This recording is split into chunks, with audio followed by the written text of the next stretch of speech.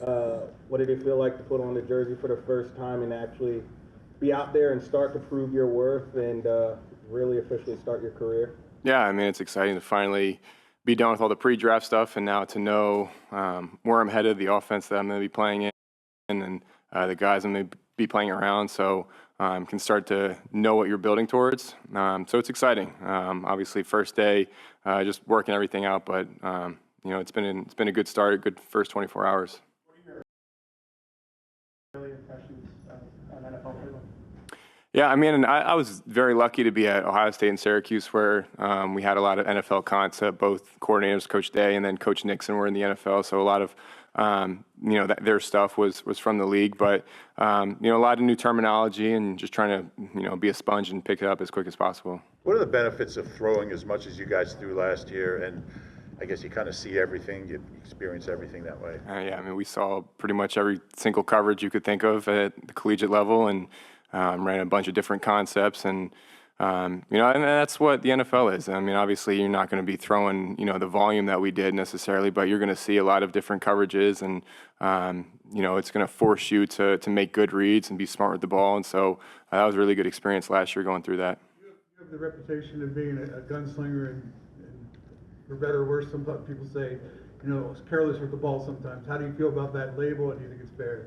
I would say the first half of the season last year, I would say that's fair. But towards the second half, I think the last 6 games, I only had 1 interception, and I forget the exact numbers, like 230-something attempts without interception. So that was definitely something that even last year, midway through the season, that I knew I needed to clean up, and I thought I did a good job of that. And so now it's just continuing to have that same mindset on this level now. Now you got a lot of rookies all around you that really don't know the area. Are they turning to you for advice on where to go, where to eat, all that kind of stuff? Not yet, because we're kind of on an island here at the facility, but I'm sure once camp breaks and guys start looking for places to live, me and Jihad will kind of be the 2 guys that they target.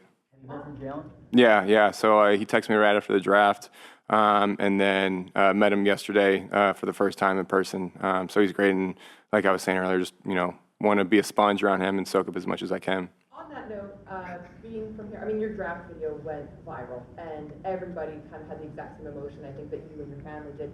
Has it settled in now, or is it still kind of surreal that you're here with your hometown team?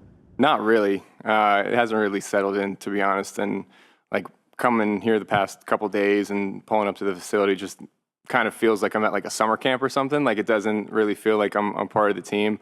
But I'm sure once we start getting into practices and spending more time, it's going to start to sink in. But yeah, I mean, right now it still is crazy. What's your plan with Jalen? Like, how do you want to start picking his brain? Do you want to ask a bunch of questions or let him come to you?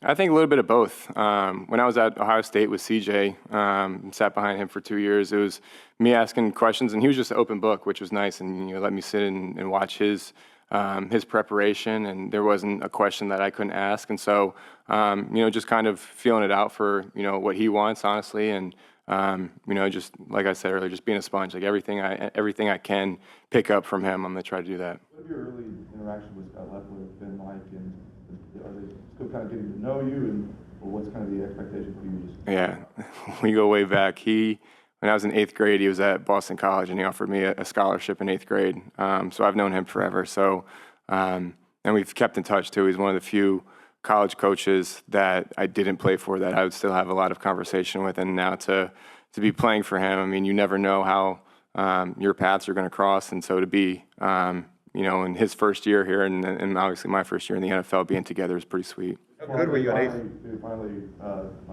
finally got you, or like what's kind of to join up finally? Yeah, I mean, he was on the draft call, and I mean, there was just so much emotion when I first got the call, and then hearing his voice, I was like, oh man, like that's crazy, seeing how far.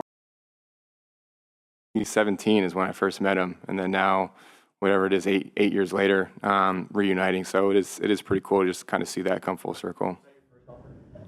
That was, well, he was my first offer, but so he told my high school coach. My high school coach held it for me because he didn't think I deserved it yet, being in 8th grade, which is fair. So I guess technically yes, that was my first offer, but I didn't know about it until a few months later. How good were you in 8th grade? I was all right. I mean, I had, a strong arm and, my footwork was pretty solid. But, I mean, you look back at those videos and, you think you're the best and there's like so much to clean up. But I was pretty good. Just find out about it a few months later. So I didn't start my freshman year at the prep, and after our senior quarterback committed to his school, then my head coach brought me in his office after the season and was like, they offered you back in June, but I feel like now is the time, to tell you. So it kind of felt like, I missed out a little bit, not knowing, but it is a funny story. You said he was one of the few opposing coaches that kept in touch. How much did you keep in touch over the years? I mean, just this last year at Syracuse, I think I talked to him maybe 3 times throughout the season, which, I mean, is a good amount for someone who you're not playing for. And, he'd reach out after games and, give advice and congratulate me and stuff like that. And obviously he was still in college too, so we had no idea that it was even a possibility. And then met with him on Zoom when he got the job, sat down, watched some film on Zoom together, but obviously you have no idea where you're going at that point. So, it's crazy to see it come full circle. When did you start? How familiar were you with Jihad? So we weren't the same grade, but obviously being 2 of the bigger recruits in the area, you're pretty familiar with them. So I played in PA, so I never got a chance to play him in high school, but overlapped in a few camps and 7-on-7 circuits. So to see the South Jersey boys come home is pretty cool. When did you start thinking you could be you're offered a scholarship in 8th grade. When did you start thinking you could be an NFL player? I would say, I mean, you always have the dream of being in the NFL, but you don't know how realistic it is. And I knew, 7th, 8th grade, that'd be pretty good. But then just as time, went on and you continue to get better and better, that dream becomes more of a reality. And then I'd say once I got to Ohio State and started to hold my own and realized, I'm around first-round picks and NFL starters and, I'm able to compete on that field with them, then, that gave me a good amount of confidence that I'd have an opportunity. Last one, we got Smile here. Like you said, there's a lot of contact for coaches not playing, but what do you think fueled that relationship?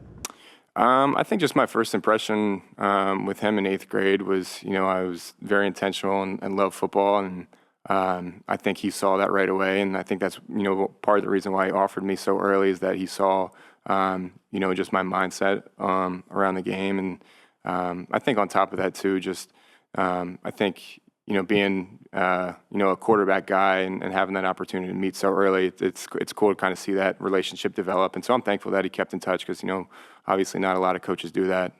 But I think, you probably have to ask him, why so. But it's cool to see that relationship come full circle.